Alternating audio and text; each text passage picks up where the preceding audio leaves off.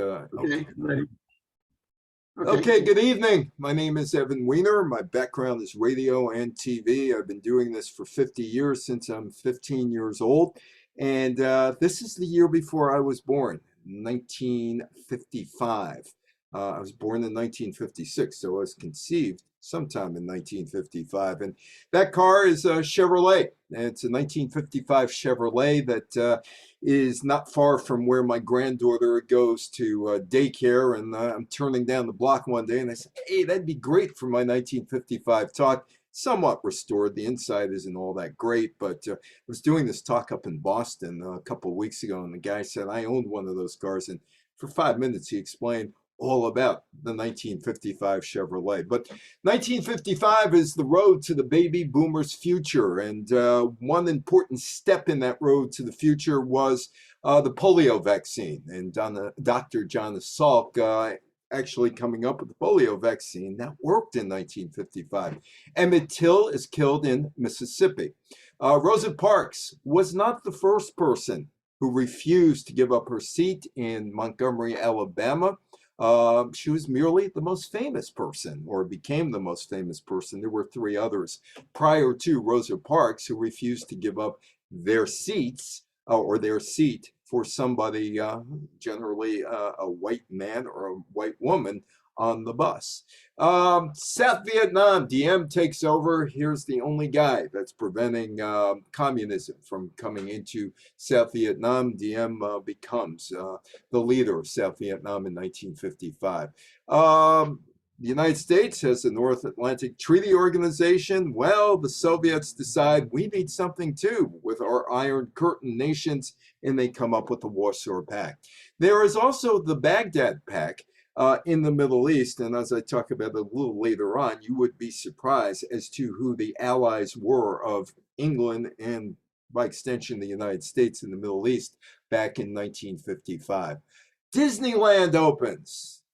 That does not look like Mickey, does it? Nor does that look like Minnie. But Disneyland opens. Look at those masks. They've come a long way since 1955. Oh, the Mickey Mouse Club also starts. That's an important show for the struggling ABC TV network. It actually puts ABC on the map. McDonald's opens in Des Plaines, Illinois on April 15th, 1955. Elvis signs with RCA Records in November of 1955. This goes over well here in the New York area, probably not so well in Michigan, but next year finally came for the Brooklyn Dodgers as they win a World Series for the first time. At least they beat the Yankees, which might make you happy in Detroit. The golden age of radio is done. Jack Benny show is gone. The transistor radio makes its debut. That's the beach in Rye on a nice September day, and I got my mask on and I pulled it off just to take the picture. Einstein dies, as does Fleming. Now, Jonas Salk, Dr. Jonas Salk, he is not a Facebook expert on polio, nor is he a Twitter expert on polio or a YouTube expert on polio. He is the real deal. And after 8 years of research and also testing, the polio vaccine is ready to go. He starts in 1947. He was appointed the director of the Virus Research Laboratory at the University of Pittsburgh School of Medicine. He gets some funding from the National Foundation for Infantile Paralysis, now known as the March of Dimes Birth Defect Foundation, and he starts work, and he's developing techniques that would lead to a vaccine, which would wipe out the most frightening scourge of the time, which was polio. I can't find my picture. I have a picture of an iron lung. My daughter lives up in Seattle, and in one of the Gates Foundation buildings across the way from where the old Seattle World's Fair was. There is an iron lung, and I've been looking for that picture, and I can't find the iron lung picture. But you know, if you got polio, you might end up in one of these things. And if you look at this kid who is smiling, he sees himself in the mirror, and you're there in the iron lung to help you breathe better.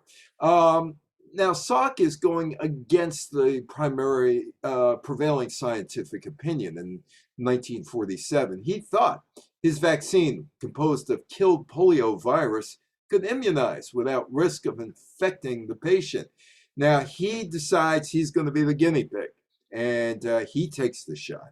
He's got volunteers in his office that take the shot who had not had polio, his lab assistant, also his wife and his children, and all developed anti-polio antibodies and experienced no negative reactions to the vaccine. That's the New York Journal American, a Hearst newspaper, so probably around the country they had a very similar headline: Salk's vaccine works. Here come the naysayers, because it can't work. And again, John Salk is not a Facebook expert or talk radio show expert or a podcast expert. He's the real deal. He's not Joe Rogan. In 1954, national testing began on 1 million children ages 6 to 9 who became known as the Polio Pioneers. On April 12th, the results were announced in 1954. Or rather 55. The vaccine was safe and effective. The 2 years prior to the vaccine becoming available, the average number of polio cases in the U.S. was 45,000. Not a significant number unless you were one of the 45,000. By 1962, because of Salk's vaccine, the number dropped to 910. And this is no scheme to get rich overnight. He's given this away. He's on one of Morrow's shows, whether it was See It Now. I guess it was See It Now at that point. And so he's on with Edward R. Morrow. And Morrow wants to know, how come you haven't patented the vaccine? And are you going to make money from this thing? And he said, no. It's going to be distributed as widely as possible. And Morrow asked, well, who owns the patent? And, well, the March of Dimes kind of owns the patent in a way, because they provided a significant amount of funding, but nobody owns the patent. And there was, of course, Franklin Roosevelt, the president of the United States, who had polio. He tells Morrow, well, the people, I would say, because millions of dollars came from donations raised by the March of Dimes, which funded the vaccine's research and field testing. There's no patent. Could you patent the sun? Lawyers for the foundation had investigated the possibility of patenting the vaccine, but didn't pursue it because Salk didn't want it. He's very reluctant to do something like that. And by the way, today, Dr. Peter Hortez down at Baylor University and his assistant, they've come up with a COVID-19 vaccine that they are giving away to places like India and Indonesia and other countries such as that, because they just want to get rid of COVID-19. And they're not in it for the money. Obviously, Salk wasn't in it for the money. But you have the naysayers. And one thing as a journalist, I never figured out in all the years I've been doing radio, some TV, newspapers, magazines, and that is how come people like Walter Winchell or Heather Hopper or later on Rona Barrett or Ed Sullivan or Dorothy Kilgallen had so much sway as newspaper columnists when they basically didn't know too much about anything. Anyway, Walter Winchell is the naysayer of his day. And he had the show on Mutual Radio. He had the syndicated columns. And he has no scientific credentials, none at all. But he says Salk shot is a killer. Authorities, Winchell claimed wrongly, were stockpiling little white coffins to handle the vaccine victims. Now, the Pittsburgh Post-Gazette didn't particularly spare any words when they decided to go after Walter Winchell on the editorial page. And, of course, they took Salk's side and said that Winchell was distinguished for a long career of washroom gossip, self-glorification, and journalistic vendettas of the basest sort. He started out as an actor. He kind of ended as an actor doing the narration of The Untouchables, which was on ABC later on in the 1950s. The vaccine worked. It worked. I was talking to my wife's cousin, and he was about 4th or 5th grade in 1955. And he was going to school in Paramus, New Jersey. And they said basically what they did with the kids was they lined them all up, put them in the auditorium, and it was like a graduation ceremony. You got up, you walked on the stage, you got your jab, and you walked off, and everybody was happy with it. The vaccine worked, but there were a couple of naysayers out there. A United Press wire service article that ran in newspapers across the country said that hundreds of doctors and registered nurses stood ready to begin the stupendous task of inoculating millions of children throughout the country. But you have your naysayers. And some hitches developed. Montgomery County, Maryland, which is in between Washington and Baltimore, right on the Washington-Baltimore Beltway, or actually Parkway, not the Beltway. The Beltway is 95 and 495 over there. Anyway, 4,000 parents flatly refused to let their youngsters receive the vaccine. 2 counties in Indiana objected to the plan, which they said smacked of socialized medicine. And of course, you had Winchell and others out there yelling. And then there's a disaster.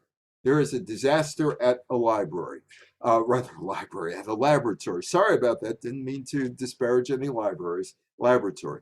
One of the 6 labs manufacturing the vaccine, the Cutter Laboratories in Berkeley, California, made a terrible mistake. Oh, the correct list of ingredients for the vaccine called for the polio virus to be inactivated or killed. And in the Cutter facility, that didn't happen. And as a result, batches of the company's vaccine went out and mistakenly contained an active live polio virus. About 200,000 children received the defective vaccine. 40,000 got polio, 1 in every 5. 200 were left with varying degrees of paralysis, and 10 died.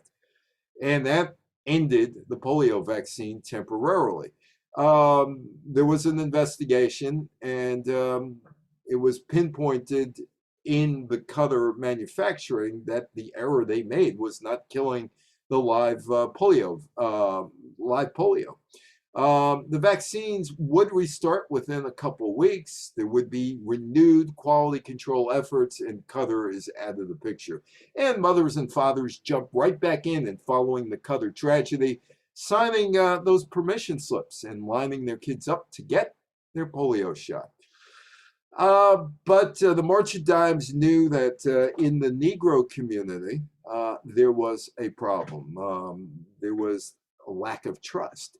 And so the March of Dimes decides, well, there is a lack of trust, and we're going to have to do something. So let's get some of the big personalities of the time, people like Ella Fitzgerald, and give them the vaccine and have them make the push.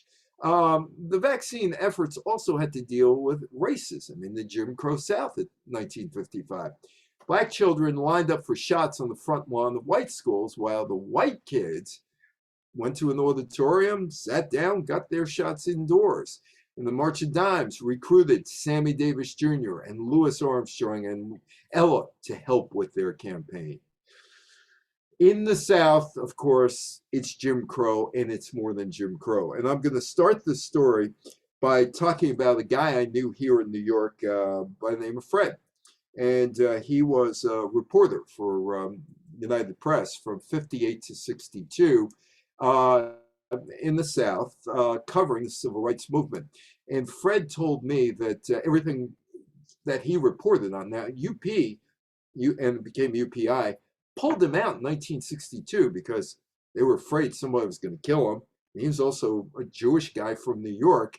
And he thought, and he was reporting things. He was telling me that he knew the cops were in on everything that was going on, that things were open secrets in Mississippi, in Alabama, in terms of racism, in Tennessee, and all the other places. So Fred was telling me a whole bunch of stories over the years. He was a member of the New York Press Club, as I am. And we sat down, had he told me some very interesting stories. I guess it was a conversation, but I sat there and I just listened. The murder of Emmett Till. Emmett Till was born in Chicago and grew up in a middle-class black neighborhood. He goes to Mississippi during the summer, visiting relatives, an uncle, great uncle, in Money, Mississippi. And he's 14 years old, and he's in a store, and he's accused of whistling at Carol Bryant, who is a white woman who was a cashier at the grocery store. On August 28th, 1955, Emmett Till is killed. On August 24th, Carolyn Bryant, the woman behind the counter, claimed that Till grabbed her, made lewd advances, wolf whistled at her as he sauntered out. And she decides to tell this to her husband. And there is her husband, Bryant, and her brother-in-law, Millam. Ron Bryant, the husband, and the half-brother of Ron Bryant, J.W. Millam, abduct Till from the home of his great-uncle, Most Wright. Knew where he was staying. Somebody probably followed him, where Emmett was staying, and then they kidnapped him. They made Emmett carry a 75-pound cotton gin fan to the bank of the Tallahatchie River, ordered him to take off his clothes. The two men beat him nearly to death, gouged out his eyes, shot him in the head, threw his body in the river, tied to the cotton gin fan with barbed wire. Well, they figure, okay, it's done. You know, they'll never find him. But they did. 3 days later, his corpse was recovered. It was so disfigured that the uncle, Morse Wright, could only identify it by an initial ring. Mississippi authorities knew there was problem. There were a lot of problems. And they decided, hey, we got to bury this body quickly so nobody will ever see, and that'll be the end of that. But Till's mother, Mamie Bradley, said, I want the body back here in Chicago. Not only do I want the body back here in Chicago, but there's going to be an open casket funeral. And there's going to be photographers. Now, this is pretty gruesome. I mean, the picture is really gruesome. Jet Magazine took pictures, and it goes across the country. Trial is quick.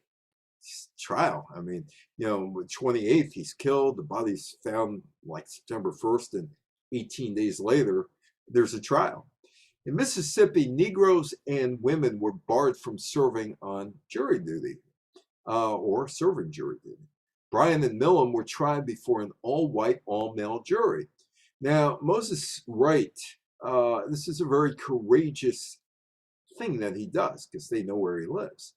He took the stand and identified Bryant and Millam as Till's kidnappers and killers. Despite the overwhelming evidence of the defendant's guilt and widespread pleas for justice from outside of Mississippi, on September 23rd, the panel of white male jurors acquitted Bryant and Millam of all charges. The deliberations lasted 1 hour and 7 minutes. And these guys are scot-free, absolutely scot-free. They can do whatever they want. And they do. They sell the story to Look magazine. Now, as a journalist, I think it's reprehensible, absolutely reprehensible to pay for a story. Do the story. You don't need to pay. But Look magazine gives these guys $4,000, $2,000 each, which today would probably be somewhere around $50,000 to $25,000 for both. And it's January 1956, and they tell the story. They're protected by double jeopardy laws. And they told the whole story about the kidnapping and how they killed Till to Look magazine, which again, I think is reprehensible that they paid for the story. But the article would destroy Bryant and Millam's lives. As my friend Fred told me, he said, it was an open secret, but it was an open secret in the local communities. They didn't want it nationally known. They got away with murder. They both lost their businesses, and they weren't accepted by the community anymore after they boasted of the murder. Here's a question. Where was the president, Dwight Eisenhower? And where was the FBI director, J. Edgar Hoover? Where were they on this? Now, in 1954, Eisenhower was pretty mute on the Brown versus Topeka Board of Education decision. In fact, he didn't like it. But he upheld the law, not liking it. Eisenhower was not, civil rights in 1955 really wasn't something that he was very interested in. The Till family wanted answers from the federal government. Eisenhower and the FBI director, J. Edgar Hoover, ruled out a federal investigation. In fact, Eisenhower didn't even answer Mamie Till's telegram. Meanwhile, Hoover wrote in a memo, there's been no allegation that the victim has been subjected to the deprivation of any right or privilege which is secured and protected by the Constitution and laws of the United States. He's only killed. His right to life. He's killed. Till's murder is a keystone to the start of the civil rights movement, except the civil rights movement started in 1944 and 1946 because of a woman going from Virginia to Maryland to see her doctor after a miscarriage and was thrown off the bus, arrested. In 1946, the Supreme Court said you have to desegregate buses, but it was never enforced. Here's Rosa Parks. She was the fourth woman to be arrested in Montgomery in 1955 for refusing to give up her seat on the bus to a man, white man. She's the most famous. Rosa Parks was an anti-segregation activist in Montgomery. She was the secretary of the Montgomery NAACP. She attended civil rights trainings more than once. She tried to raise money for the release of other young black women who had been arrested after refusing to stand on Montgomery buses earlier in 1955. One of them was recently in the news, Claudette Colvin. I'll get to that at the end. She was 15 years old, and 9 months before Rosa Parks' arrest for refusing to give up her bus seat, 15-year-old Claudette Colvin was arrested in Montgomery for what Rosa Parks would do 9 months later, refusing to give up the seat. The city's black leaders, which included a 26-year-old Reverend Dr. Martin Luther King Jr., Larry McCoy, my old boss at CBS, said that's his proper name. Use it all the time, and always stuck with me. Anyway, prepared to protest. But it was discovered that Colvin was pregnant and she was deemed an inappropriate symbol for their cause. On March 2nd, the bus driver ordered her to get up and she refused. She paid her fare. It was her constitutional right to take a bus and sit there. 2 police officers put her in handcuffs, arrested her. Her school books went flying off her lap. And there is Colvin. All I remember is that I wasn't going to walk off the bus voluntarily, she said about the arrest, and she was arrested on several charges, including violating the city's segregation laws. After her minister paid her bail, she went home. She would not be done with being a civil rights activist for the rest of her life. Meanwhile, this guy, the Reverend Dr. Martin Luther King Jr., wants absolutely nothing to do with Colvin, and he's emerging as a local leader of the civil rights movement in Montgomery, Alabama. The civil rights campaign actually in Montgomery was led by a little-known Montgomery pastor by the name of the Reverend Dr. Martin Luther King Jr., who ostracized her. Colvin believed that it was a combination of factors that caused it. Her age, her gender, her darker skin tone, and the fact that a few months later, she would become pregnant out of wedlock. And that's the Henry Ford Museum in Dearborn. And they have the bus, the real bus, been restored, that Rosa Parks had to give up her seat. That's my wife in the bus, which is on display at the Henry Ford Museum, which I find kind of remarkable given what Henry Ford was all about. The three women who preceded Parks in saying no: Claudette Colvin, she was 15, arrested for violating Alabama bus segregation laws on March 2nd.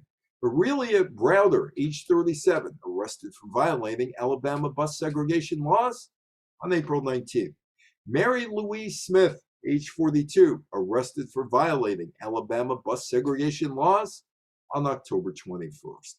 They wanted the seat. There's Colvin, there's Parks, there is Mary Louise Smith. Hey, they're all arrested. Not going to give up the seats for white passengers. And on December 1st, same thing happened to Rosa Parks, and she's arrested. She was seen as the ideal person to rally around.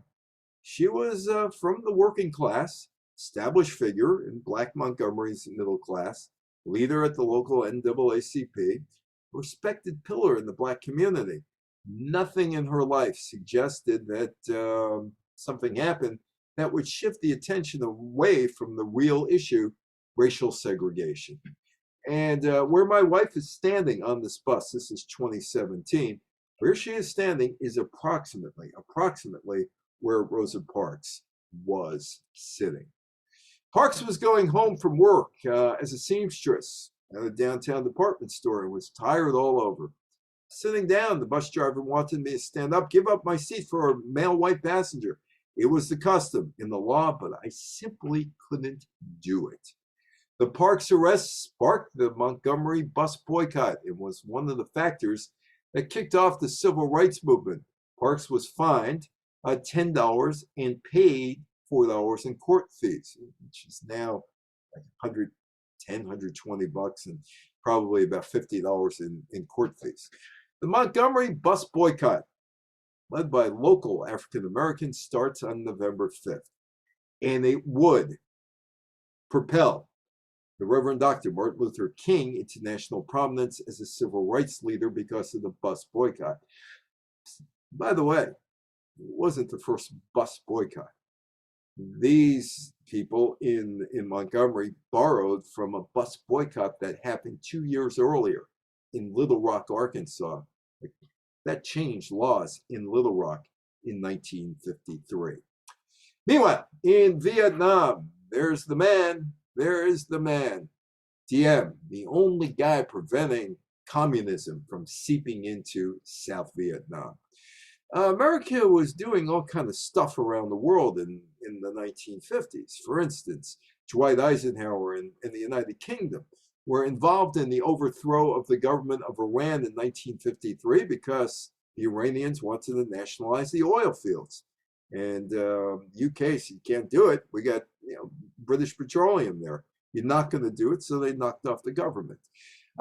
In 1954, Dwight Eisenhower and the Dulles brothers, Allen Dulles and John Forster Dulles, director of CIA and the Secretary of State, were involved in the overthrow of the Guatemala government in 1954 on behalf of United Food or Chiquita Bananas.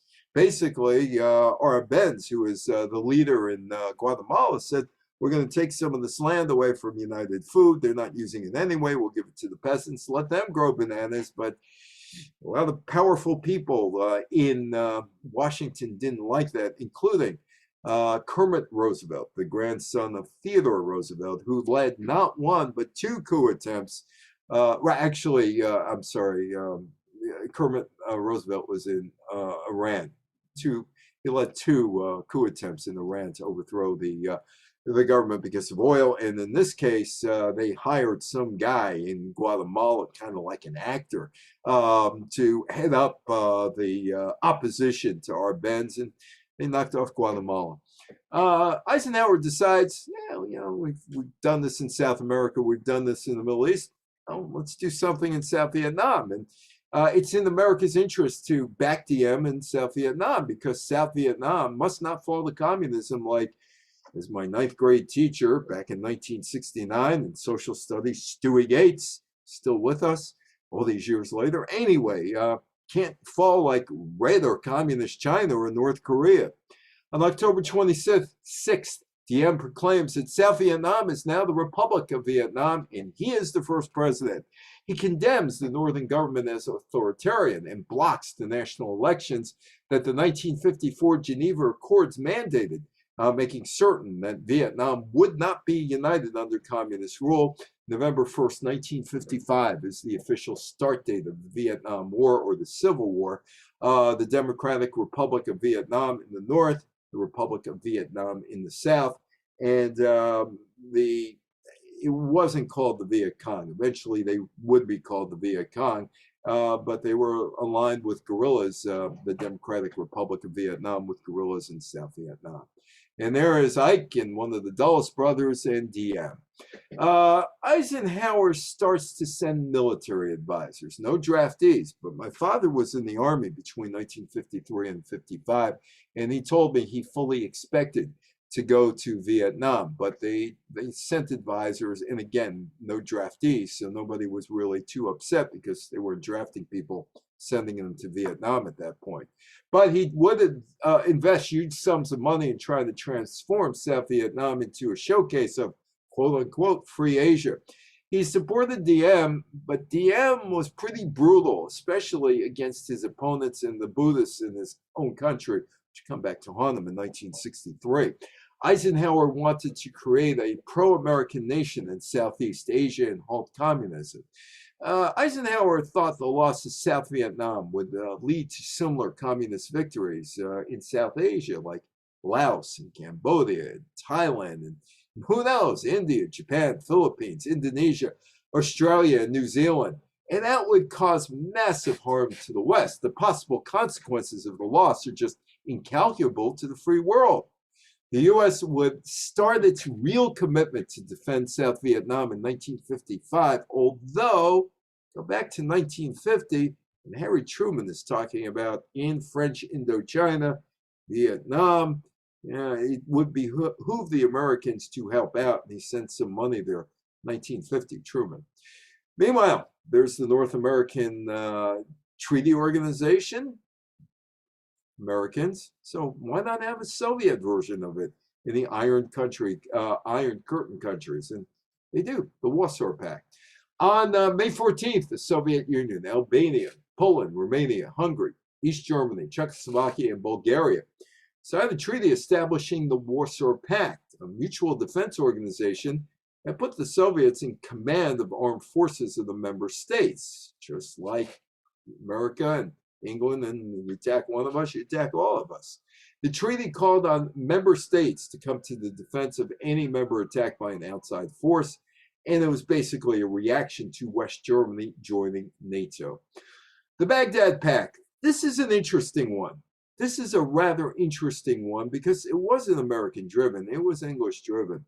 The Baghdad Pack was a defensive organization for promoting shared political, military, and economic goals, founded in 1955 by Turkey, Iraq, well, they're not friends, with Great Britain or the United States, Pakistan, another one, and Iran. So they have all gone the other way.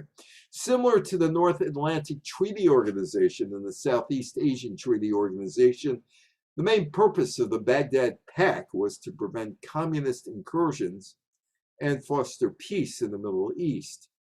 Well, Eisenhower is 65 years old, same age as me, 65 years old.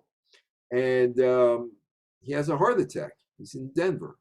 And there's a picture of him after having a heart attack. It's September 23rd, 1955. Eisenhower was at his in-laws' house in Denver and goes out to play golf at the Cherry Hills Country Club. And he suddenly develops pain in his chest and belly. Dr. Paul Dudley White probably saved Eisenhower's life. And in doing so, he introduces a change in how to treat heart attack victims, which to this day, 66, 67 years later, is still used. Get out of bed and start exercising immediately. Don't Cry for Me, Argentina. When I first heard that song back in the early 80s, I said, why is there a song called Don't Cry for Me, Argentina? Because I thought it was about Argentina. It took me about 4 times to figure out it was about Juan and Evita Perón. It was a little slow back in those days. In 1950, Argentina's post-war export boom tapered off and inflation and corruption grew. After being reelected in 1951, Juan Perón became more conservative and repressive and seized control of the press to control criticism of his regime. But he had a secret weapon, Evita. Evita actually smoothed everything over for him, but she got cancer. And she would die in July of 1952. And support for President Perón among the working classes, and that was the appeal Evita had to the working classes, became decidedly less pronounced. And so he tried to separate church and state. That didn't work. Church leaders excommunicated him. And they basically said to some military officers, "Would you get rid of him? Overthrow him." And on September 19th, the Army and Navy revolted, and Juan Perón was forced to flee to Paraguay. 1982, it's my wife at Disneyland. That's where we were in 1982, the Magic Kingdom. Disneyland at that point is 27 years old. Disneyland has a very interesting background. Not only did it save Walt Disney, but it also saved ABC TV. Disneyland opens on July 17th and is shown to the country on a struggling ABC TV network, which had literally about 14 affiliates. CBS and NBC had over 70, and Dumont was just about ready to go out of business. Dumont would go out of business on September 23rd, 1955. But anyway, it's a special show, and there is a reason why it's on Disney. ABC's parent company, Paramount, which is now CBS's parent company, and ABC, of course, is owned by Disney. Anyway, ABC's parent company, Paramount, invested heavily in the building of Disneyland. Art Linkletter, Ronnie Reagan, not Ronald Reagan, Ronnie Reagan, and Love That Bob Cummings hosted the show, which looked a little bit like you'd cover a golf tournament, having Art Linkletter here and Ronnie Reagan there and Bob Cummings here on the remote watching Walt Disney on the train coming to meet Art Linkletter. Walt Disney did not like taking his two young daughters to amusement parks, which he felt were dirty and filled with toothless ride operators. He wanted a clean place where he could take his kids. Designing the idea of Disneyland, all the experts told him the idea would never work. He wasn't going to have a roller coaster. He did have Space Mountain, but he wasn't going to have a roller coaster, and no amusement park without a roller coaster had ever succeeded. The other thing is there are amusement parks all over the place. I could tell you here in the New York area, there was Ride Playland. There was Freedom Land. There was Palisades Amusement Park, which was owned by MGM, by the way. And where I lived in Queens, there was Fairyland, and there was another small amusement park. And you go all over the place, and there were amusement parks. Go out to San Francisco by the Sutro Baths. There was Playland out there. Lots of amusement parks. And Disney decides he's going to go to CBS, NBC, ABC. Hey, how would you like to go partners? And CBS and NBC said, yeah, we would. No, we won't. But if you ever get it built, we'd be interested to do a show out of there. But ABC was struggling at the time. The Walt Disney Story. It was a poor third or fourth player in the embryonic television industry, with Dumont still in there. ABC's Leonard Goldenson sought opportunities to prosper, and he finds a guy named Walt Disney. In 1954, ABC Paramount guaranteed a $4.5 million bank loan for Disneyland. They would own part of it. They would operate some of the food concessions where they could make money, and they would do a TV show out of it. In fact, they would do two TV shows out of there. One would be Disneyland, and the other would be the Mickey Mouse Club. I am not a Mickey Mouse fan. I am not a Disney fan. I mean, Donald Duck cartoons are okay, and Goofy's kind of okay, but I was a Warner Brothers guy. I would never wear mouse ears, but my wife said, put the mouse ears on and I'll take a picture of you. M-I-C-K-E-Y-M-O-U-S-E. Who's the leader of the club that's made for you and me? Mickey Mouse. M-I-C-K-E-Y-M-O-U-S-E. The Mickey Mouse Club premiered on ABC on October 3rd. It was a weekday, daily long show which featured a cast of kids who were known as the Mouseketeers. Quick, name all of them. I had one woman. All the years I've been doing talks about TV and all that, one person, one woman about 8 years ago named all the Mouseketeers. The show, besides Annette, I usually spot Annette. Nice. I'll give you Don Grady, who was on My Three Sons, in Jimmy. I'll give you those because he was the old guy. He was the guy who led them. Anyway, the show presented skits and musical numbers, introduced special guest stars, serials, Disney newsreel segments from around the world, and plenty of Disney cartoons. Annette Funicello, by far, was the most popular Mouseketeer, and the Mickey Mouse Club, along with American Bandstand, would make ABC profitable, which would allow them to buy shows like The Untouchables, of which Walter Winchell was the narrator. Davy Crockett, King of the Wild Frontier. Yeah, that's another Disney thing. Davy Crockett, 1955. It was a big hit, film produced by Walt Disney Productions, and it kicked off a fad. The coonskin cap that was marketed to young boys featured a fur-lined skull cap with a raccoon tail attached. And there was a variation. Now, when I go around and give talks about this, there will be one or two guys who will tell me, yeah, I had the coonskin cap. Variation marketed to young girls is the Polly Crockett hat. No woman has ever told me she had a Polly Crockett hat.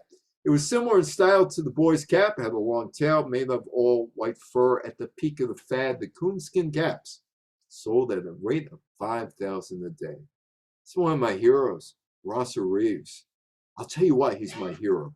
Because when I was about 3 years old, I saw a commercial for Anderson, and that commercial has never left me. It's never left me. It was the spring inside of somebody's head, and springs going back and forth, and it says, tension, tension, tension, tension, tension.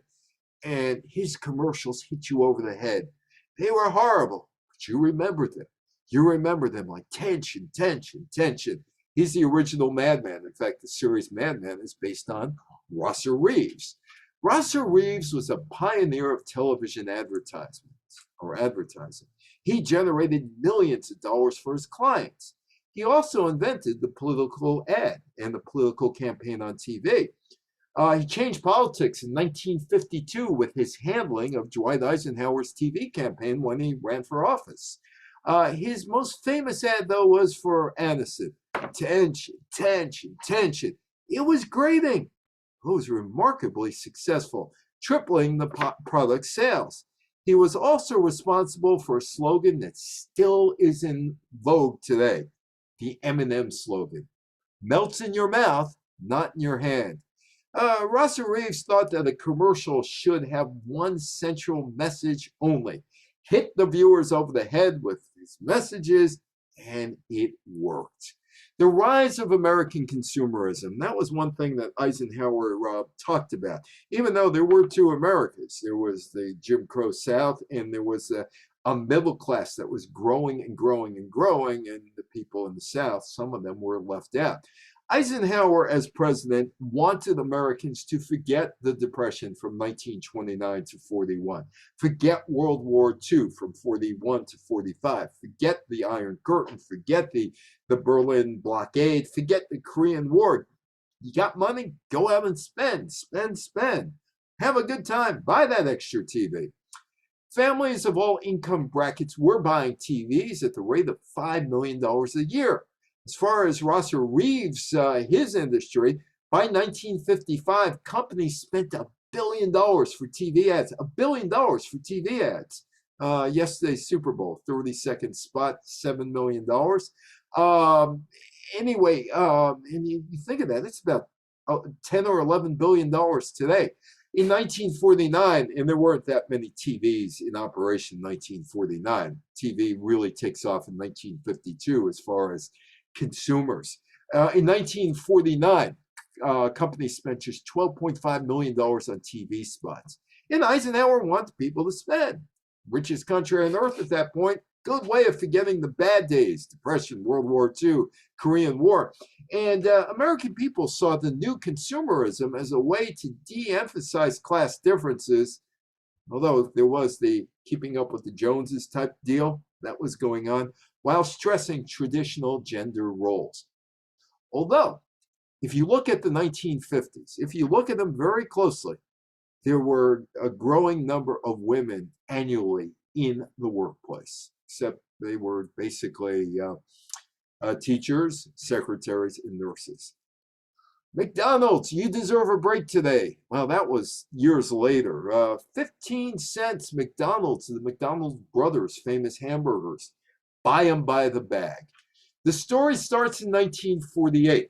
The McDonald brothers, Richard and Maurice, opened a restaurant on December 12, 1948 in San Bernardino, California, after they closed their existing restaurant to concentrate on items that sold the most, hamburgers.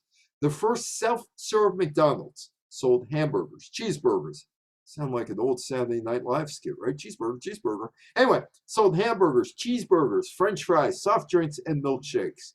In 1952, they moved to a new building that had golden arches.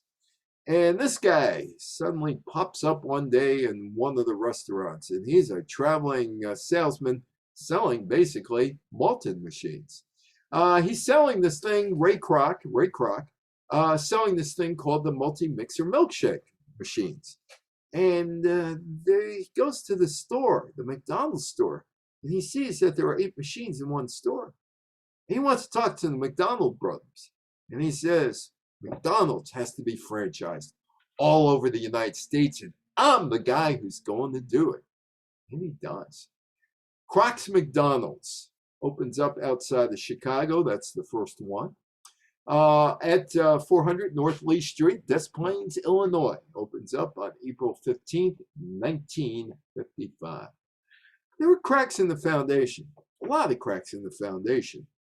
Juvenile delinquency was a big problem. In fact, in 1954, Congress decided that comic books was a major cause of juvenile delinquency. And there were rules in the 1950s that people had to follow to be part of proper society. And you probably have this book in the library. It's called The Man in the Gray Flannel Suit, a novel by Sloan Wilson. And it exposes some of the fissures in American society in the 1950s, besides what's going on in the South. The Man in the Gray Flannel Suit, written by Sloan Wilson, and it questions the American lifestyle of the 1950s.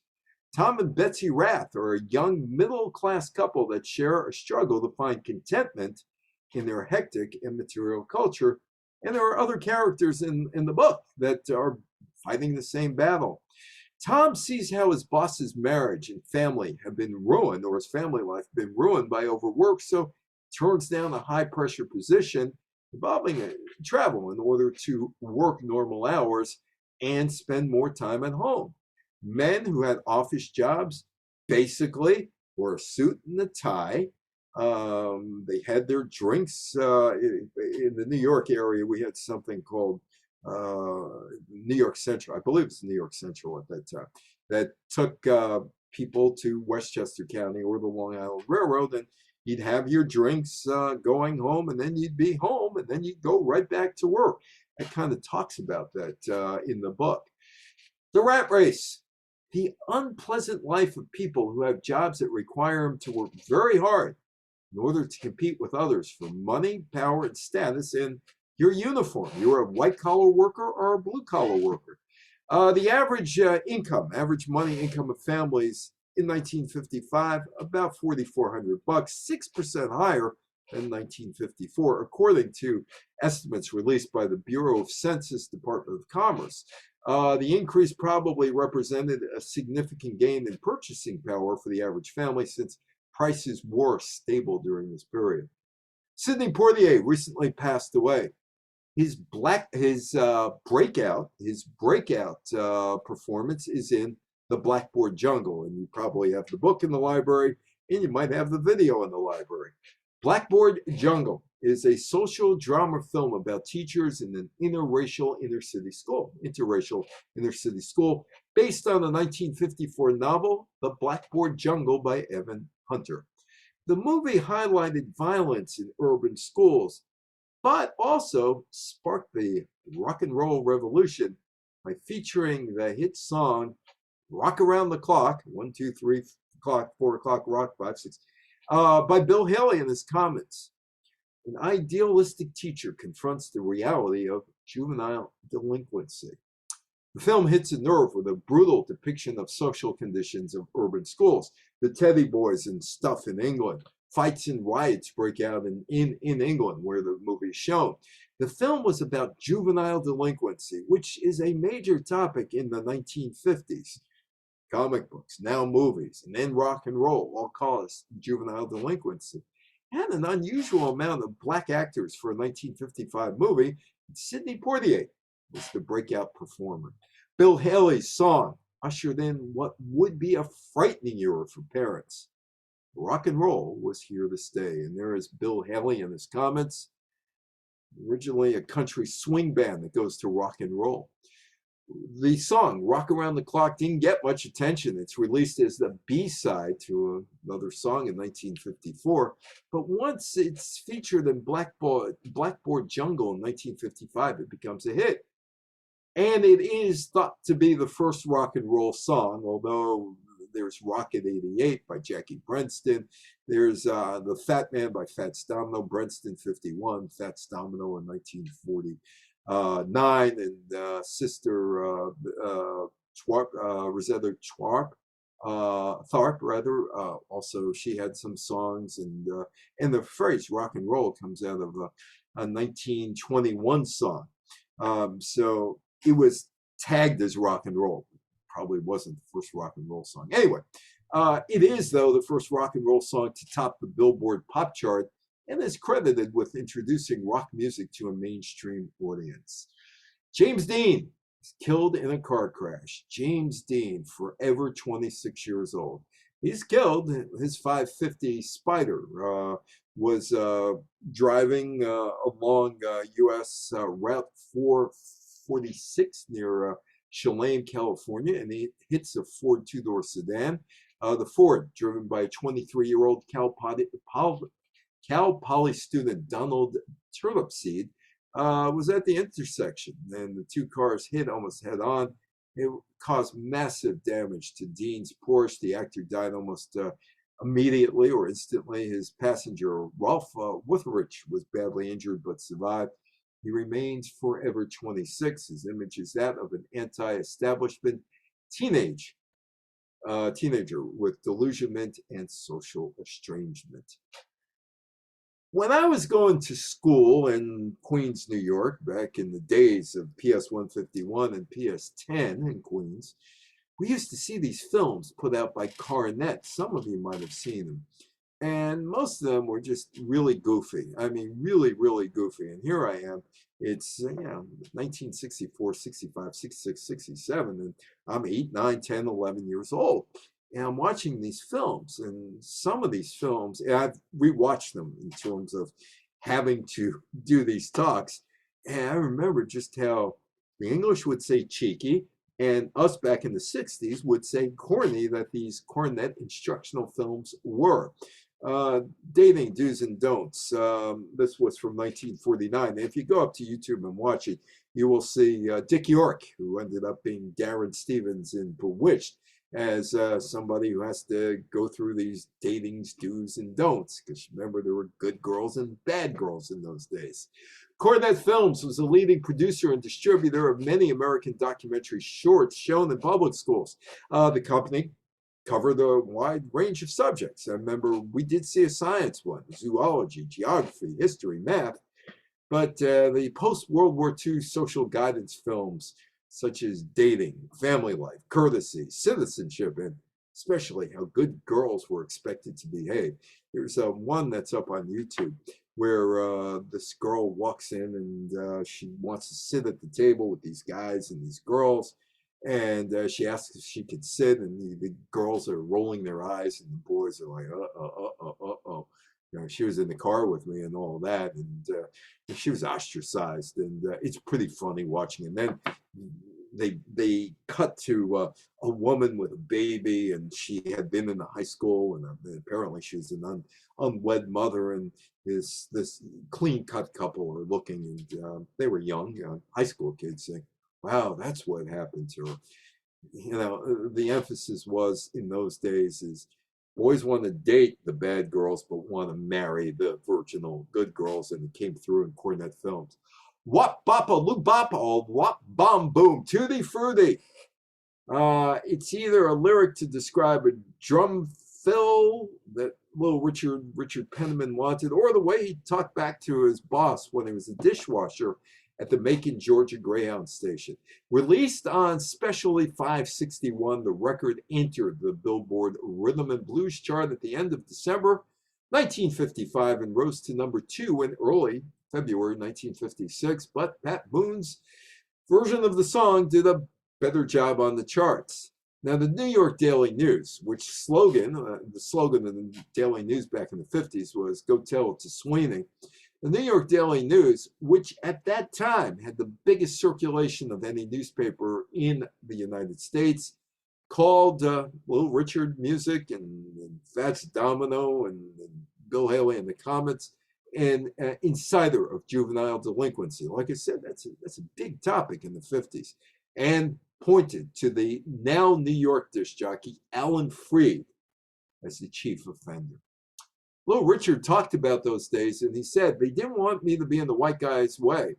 I felt I was pushed into rhythm and blues corner to keep the rockers out of the rockers' way, because that's where the money is. Actually, the money wasn't there in 1955, but it's another story. But he's talking later on. When Tutti Frutti came out, they needed a rock star to block me out of white homes because I was a hero of the white kids. The white kids would have Pat Boone upon their dresser and me in the drawer because they liked my version better. But the families didn't want me because of the image I was projecting. Meanwhile, there's a singer in St. Louis that goes up to the Chess brothers, Leonard and Phil Chess in Chicago, to cut a record. His name is Chuck Berry. And he's got a song, it's called Ida May, which might have been based on a song called Ida Red. There's little similarities, not that much if you listen to them. Leonard Chess likes the song, but thinks it might be a little too similar to Ida Red. But there is a solution. Get rid of Ida. Get somebody else. Get a new name. And that was a problem. So nobody could think of a name, the pianist Johnny Johnson says. We looked up on the windowsill, and there was a mascara box up there with Maybelline written on it. And Leonard Chess said, why don't we name the damn thing Maybelline? Maybelline, why can't you be true? Oh, Maybelline. And there is Chuck Berry. Maybelline quickly rose to #1 on the R&B charts. In August, it hit #5 on the pop chart at WINS in New York, which is now an all-news radio station and has been one since 1965 when they ditched the rock and roll music and Murray the K. WINS in New York, the disc jockey Alan Freed played the song for 2 straight hours one night. Meanwhile, near Memphis, there's an unknown singer by the name of Elvis Presley who begins to include the song in his performances. And that's Sam Phillips, and that's Elvis, and that's the mid-1950s. Sam Phillips and Elvis. Sam Phillips founded Sun Studios in Memphis in 1950. As a producer at Sun, he became one of the first white Southerners to record the great Memphis bluesmen like Howlin' Wolf and B.B. King. Sam Phillips starts looking for a white guy who could sing like a black man. In 1954, Sam would find that man in Elvis Presley, and together they would create music that came to be known as rockabilly. This is an interview Sam Phillips eventually would do with Rolling Stone magazine. He was working for Crown Electric. Elvis was a truck driver for Crown Electric. I seen the truck go back and forth outside, and I thought they're sure doing a hell of a lot of business around here. I never saw it stop anywhere. So Elvis had cased the joint for a long time before he stopped the truck and got out. And there's no telling how many days and nights behind that wheel he was figuring out some way to come in and make a record without saying, Mr. Phillips, will you audition me? So his mother's birthday gave him the opportunity to come in and make a little personal record. Sam and Elvis. There wasn't anything that striking about Elvis except the sideburns, which were down here, which I kind of thought, well, you know, it's pretty damn cool, man. Ain't nobody else got them that damn long. Talked in the studio. I played the record back for him in the control room on the little crystal turntable. Walked up front. And I told Marian, write down Elvis's name and number. Marian's the secretary. How we could get a hold of him. Phillips didn't want Elvis to be a ballad singer. Nope. He put together a band with the guitar player Scotty Moore, who would double as a manager for a little bit, and Bill Black on bass. Paul McCartney owns Bill Black's bass these days. And he started to record Elvis. I knew he had the fundamentals of what I wanted. He was the first one I had seen that had that potential. He had a different type of voice. And this boy had listened to a lot of different music, from Grand Ole Opry, Bing Crosby, Dinah Shore, Crudup, Bill Monroe, to Hank Snow. And one of the first hits regionally anyway, was That's All Right. That's All Right, Mama by Arthur Crudup, Big Daddy Crudup.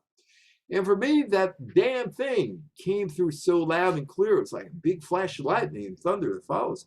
I knew it was what I was looking for Elvis. When anybody tells you they know they've got a hit, they don't know what the hell they're talking about. I knew I had it on That's All Right. I knew I'd found the groove. My opinion. That's all I had to go on, honey. I mean, let people hear it. I didn't ask them for their damn opinions. Well, Elvis has got a record deal, and he goes to Nashville. He tries out for the Grand Ole Opry and fails. It's October 2nd, 1954, and his appearance on the Grand Ole Opry doesn't go over particularly well. That's a picture from not Ryman Auditorium, but the other Grand Ole Opry in Uptown. With one of the Opry officials reportedly suggesting that Elvis go back to driving a truck. Elvis, Scotty, and Bill quit their day jobs in mid-October. They go on the Louisiana Hayride, a live Saturday night country music radio show originating in Shreveport, Louisiana on KWKH radio. The show is the Grand Ole Opry's chief competitor. It's carried on 190 stations in 13 states, so it had some penetration. And there he is, Louisiana Hayride. This leads to regular appearances on the Hayride. November of 1954, he signs a one-year deal for 52 Saturday night appearances. It's a big break. He has records. He has a regional gig. He may amount to something eventually. 1955 comes along. On November 21st, 1955, Phillips sells Elvis's contract to RCA Records. I had looked at everything for how I could take a little extra money and get myself out of real bind. I mean, I wasn't broke, but man, just hand them out. I made an offer to Tom Parker, Colonel Tom Parker, Elvis's manager, who, by the way, was an illegal alien. Never left the country because he was afraid that if he left the country, he couldn't come back. So Elvis only made a couple of appearances outside of the United States in Vancouver and Toronto because of Tom Parker. But the whole thing was I made Elvis an offer. I didn't think they'd even consider $35,000. Plus, I owed Elvis about $4,000 or $5,000. Rock and roll artists had not proven themselves yet. Elvis worked hard, sold some records, but was a middle-level performer on the circuit. Elvis recorded at least 24 songs during his 2 years over at Sun Records. They're now in the United States Congress National Recording Registry as of 2002. How did a hockey game start the Quebec separatist movement? Now, you got to remember that the English conquered the French in Quebec City in 1759 when Wolfe, the English general, wiped out Montcalm, the French general, in 15 minutes on the plains of Abraham back in 1759. And ever since then, and they were going on at that point nearly 200 years, Quebecois felt the English were taking advantage of them. Here we are. It's March 13th, and the Montreal Canadiens playing in Boston, and the Bruins defenseman Hal Laco high sticks Rocket Richard. Maurice Richard skates over to Laco, hits him in the face and shoulders with his stick. Richard continued to go after Laco and restrained by the linesman Cliff Thompson. Richard broke loose, punched Thompson twice in the face, knocking him out. The NHL president, Clarence Campbell, was one of the judges at the Nuremberg trials in 1946, came down hard on Richard, suspending him for the remainder of the season and the playoffs, and that did not sit well with the people in Montreal. Campbell goes to a game. He's greeted by a smoke bomb. That's March 17th, 2 days or so after the decision comes down. The Habs return home to play the Detroit Red Wings in what was to have been a first-place showdown. The NHL offices in Montreal. Campbell attends the game, even though politicians say, stay away, don't go near. Detroit gets off to a lead midway through the first period. Campbell is pelted by eggs, vegetables, and garbage. They didn't throw toe rubbers at him. They had this thing. They pulled off their toe rubbers, usually the left one, threw it down on the ice after somebody had a hat trick and would go home without the toe rubber and slosh through the ice and snow. Anyway, tear gas bomb was detonated and the Montreal Forum, was evacuated. Detroit was awarded a forfeit victory, but that's secondary to the problem at hand. Richard says, no, don't do this, but the protesters are down with Campbell. Outside the forum, a riot starts, and this startled the Rocket, who really didn't know how well liked he was in the province. He was seen by the French Canadians as a hero, and the suspension, according to some historians and other people who read the tea leaves, sparked a movement because a Quebecois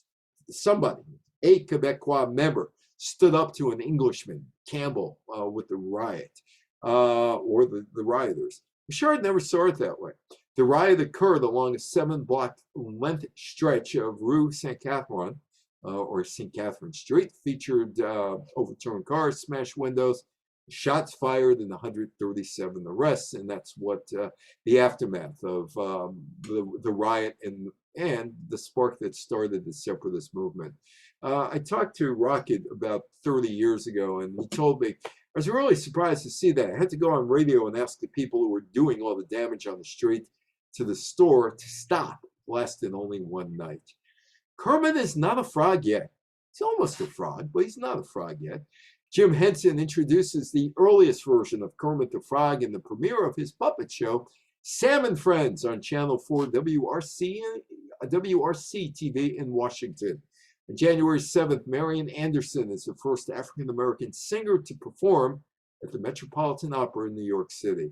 That transistor radio. I had a woman about 2 months ago, and then I didn't do live talks, and I've just come back to live talks in the last 10 days, actually last 7 days, telling me that, the radio, she said, I stuck it under my pillow. Stuck it under because my parents wouldn't be able to listen or hear me listen to Little Richard. Music and information suddenly became portable. No matter how isolated you were, you could hear the news of the world. Teenagers could listen to music anywhere they wanted, and that included being far away from an adult's ears. The transistor radio helped spark a musical revolution called rock and roll. Meanwhile, the old programming, the golden age of radio, is done. There's Dennis Day and Rochester Eddie Anderson, Phil Harris, Mary Benny, Jack, Don, Jack Benny, Don Wilson, and one of my favorite people, entertainers-wise, because he entertained me so much, Mr. Bugs Bunny, Mel Blanc, man of 1,000 voices. The Jack Benny program ends a 23-year radio run on March 22nd. Radio is leaving behind serials and comedy shows and transforming into a music format with Alan Freed leading the way. Goodbye. Well, it's time to say goodbye to people like Albert Einstein and this guy, Fleming. Einstein died on April 18th. Alexander Fleming, who helped a lot of people in the 60s in the free love days, because he discovered penicillin, dies on March 11th, 1955. Penicillin's used for more than just that. Steve Jobs, born on February 24th. Bill Gates, born on October 28th.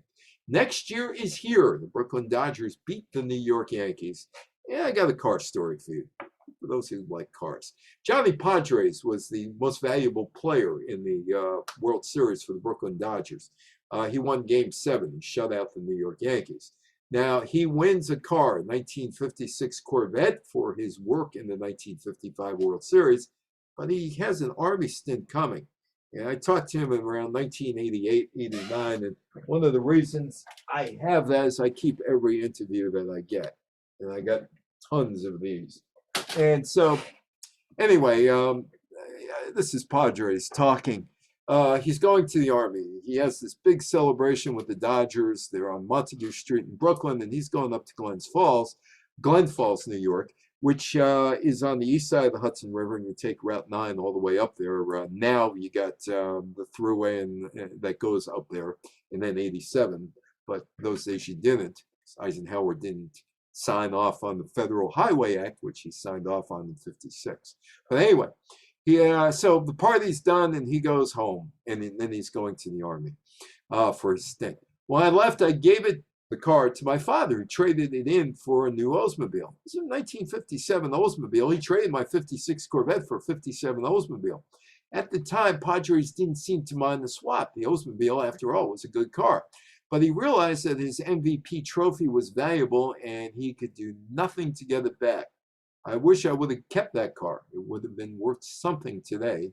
Told me 1988. Small Town's last championship was the Syracuse Nats playing the Fort Wayne Zollner Pistons, and Syracuse beat Fort Wayne. The last time minor markets would see a championship series. The Syracuse franchise eventually would move to Philadelphia. Fort Wayne would go to Detroit. The Syracuse Optimist Club honored the Syracuse team. That's Johnny Red Kerr, number 10 at the end. And this is what he told me years later. They used to give out plaques from the Optimist Club. We won the World's Championship. We cut up the pie, and we got $1,200 a piece. Big time for those games we played. They didn't give us a ring. They gave us a parade through town, and the Optimist Club gave us a plaque saying, "Nice going, boys. You're the world champions." It was from the Optimist Club saying, "You did a nice job, boys. You represented the community well." Kansas City becomes big league, and this is a big thing back in the 1950s because through 1952, there were only 16 major league teams, and only 11 cities had the 16 teams. When you got a big league baseball team, you hit the big time, and Kansas City hits the big time in 1955. The A's franchise was sold to Kansas City interests on November 5th, 1954. The team played its first game in Kansas City. April 12, 1955, the Kansas City A's drew nearly 1.4 million people to Municipal Stadium in the first year of existence. The 1955 legacy, well, Elvis took polio shot in 1956, and that got teenagers to take the polio shot. Dr. Salk's vaccine did begin the end of the dreaded illness called polio, the last U.S. case of polio, 1979. Between 63 and 1999, Dr. Albert Sabin, his live vaccine largely replaced Salk's killed vaccine everywhere in the world. Oh, remember I told you there's a little twist at the end? Well, there is Claudette Colvin. And that's just about a month and a half ago, maybe almost 2 months ago. Emmett Till and Rosa Parks are civil rights icons, along with the Reverend Dr. Martin Luther King. In 2017, Tim Tyson, the author of the book, The Blood of Emmett Till, which you might have in the library, revealed that Carolyn Bryant recanted her testimony, admitting that Till had never touched her, threatened her, or harassed her, and nothing that boy did could ever justify what happened to him.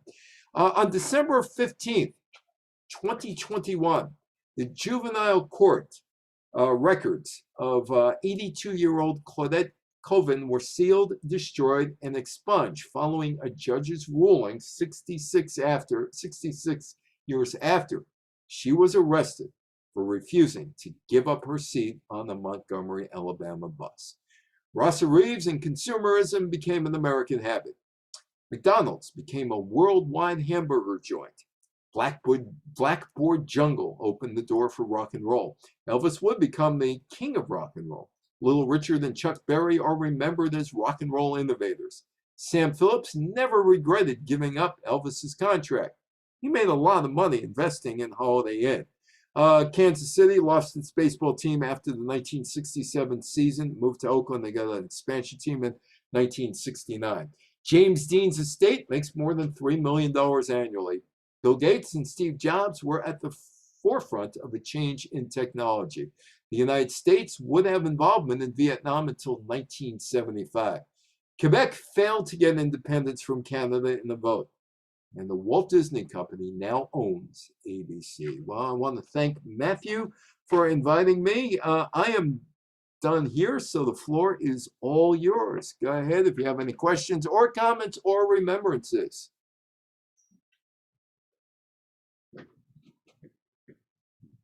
Anybody out there? You got to unmute yourself. I have unmuted myself. It would have been nice to have seen some of that video of the coronet people. Oh, that you can go up on YouTube for that. You can find it there. It's great. They're too long. They're 7, 10, 12 minutes. So thank you, Sarah.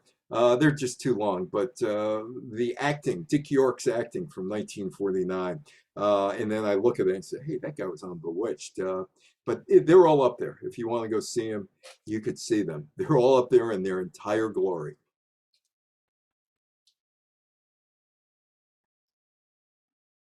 Anybody else?